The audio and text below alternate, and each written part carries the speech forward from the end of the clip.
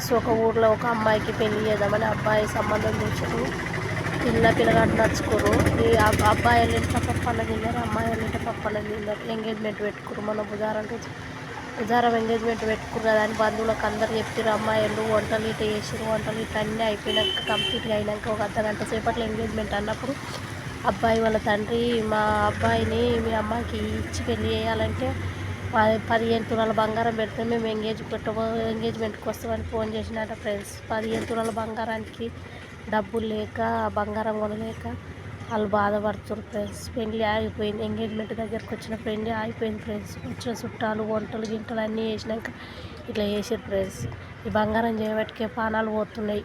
వాళ్ళ అమ్మ నాయన అయితే పాపం మాకు బంగారం పెట్టే సొమతి లేదు, మా బిడ్డ పెళ్లి చేసే సొమతి లేదని ఇజ్జత్కి కుమిలి ఏడుస్తారు ఫ్రెండ్స్. బంగారం అన్న రేట్ అన్నా తగ్గించండి, లేకపోతే బంగారం అమ్మకుంటే ఏడ బంగారం దొరుకుతుంది సీన్ అన్నాయండి ఫ్రెండ్స్. బంగారం చేయబట్టుకు ప్రాణాలు పోతారు.